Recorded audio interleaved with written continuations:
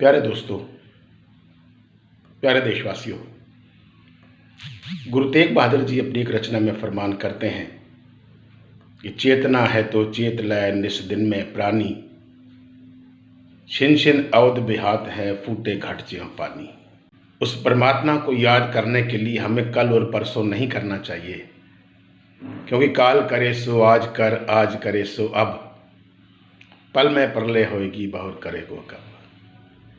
जिंदगी का कोई पता नहीं है। जिस तरह एक चटके हुए घड़े में से एक एक बूंद पानी रिसकर एक दिन घड़ा खाली हो जाता है, इसी तरह हमारी सांसों की ये बूंदें जो एक एक सांस हम ले रहे हैं इसी तरह कम हो रही है और पता नहीं कब हम काल के गाल में समा जाएंगे।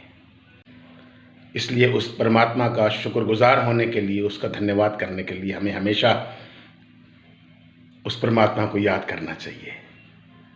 मित्रों, आजकल अपने वो साख संबंधी, वो रिश्तेदार जो इस दुनिया से अपनी सांसारिक जीवन यात्रा संपूर्ण करके हमसे विदा लेकर चले गए, उन सभी साख संबंधियों के रिश्तेदारों की याद के दिन चल रहे हैं। अपने अपने धर्म रीति के अनुसार हम उन बुजुर्गों को याद करते हैं, प्रभु के श्री चरणों में अरदास करते हैं, प्रार्थना करते हैं कि ईश्वर उन्हें हमेशा अपने चरणों में स्थान दे। अब ये कनागत श्राद्ध के दिन चल रहे हैं, इनके बाद नवरात्रि माता रानी के व्रत शुरू हो जाएंगे, फिर विजयदशमी, असत्य पर सत्य की विजय का महान पर्व। साहिब श्री गुरु गोविंद सिंह जी महाराज अपनी एक रचना में बहुत ही खूबसूरत बयान करते हैं। उस परमात्मा को मुखातिब होते हैं कि हे ईश्वर, तू ही दुर्गा साज के दैंता दा नाश कराया। हे सर्वशक्तिमान परमात्मा, आपने ही दैत्यों के संहार के लिए माँ दुर्गा को अवतरित किया। तू अपरंपार है ईश्वर।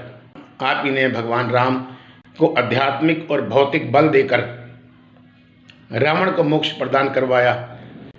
भगवान राम के बाणों से ही रावण को मुक्ति मिली। आप ही ने भगवान कृष्ण को अवतरित किया कंस जैसे दैत्यों को, कंस जैसे अहंकारियों का विनाश करने के लिए। गुरु जी लिखते हैं कि तू ही दुर्गा साज के दैंता दा नाश कराया, तैथों ही बल राम लय नाल वाणा रावण घाया। घायल करा बुरी तरह से भगवान राम के बाणों ने रावण को और उसकी मृत्यु हुई। तैथों ही बल कृष्ण लय कंस केसी पकड़ गिराया। कंस को बालों से पकड़कर पटका और उसकी मृत्यु हुई। बड़े बड़े मुन देवते कई जुग तिनी तन ताया। कितने बड़े मुनि, फकीर, संत, महापुरुष हर युग में अनंत समय तक उस परमात्मा की तपस्या में, उस परमात्मा की उपासना में लीन रहे। लेकिन हे परमात्मा, हे ईश्वर, गुरु पातशाह कहते हैं कि किन्हू तेरा अंत न पाया। कि तू अनंत है, तेरा अंत नहीं है, तू अपार है। हरि अनंत हरि कथा अनंता, कहे सुनह भवविद सब संता। वडी हूँ वडा अपार तेरा मर्तबा, रंग बरंग अनेक न जापन करतबा। तू बेअंत है, तू बेअंत को विरला जाने। कोई विरला है जिसके हृदय में हे परमात्मा तेरा वास है, जो तेरी मौजूदगी को अपने हृदय में महसूस करता है। भाई साहब भाई नंदलाल जी फारसी के विद्वान लिखते हैं कि दिल अगर दाना बवद अंदर किनार यार अस्त। अगर दिल दाना है, सियाना है, समझदार है, उस प्रभु भक्ति में लीन है, वही अपने अंदर अपने यार को, अपने परवरदिगार को, अपने परमात्मा को महसूस कर सकता है। और चश्म गर बीना बवद हर तरफ दीदार अस्त। आँखों में अगर रूहानियत वाली रोशनी है तो हर तरफ, हर जगह, क्योंकि हरि व्यापक सर्वत्र समाना, प्रेम से प्रकट हुई मैं जाना। वो हर जगह मौजूद है, परमात्मा कण कण में विराजमान है।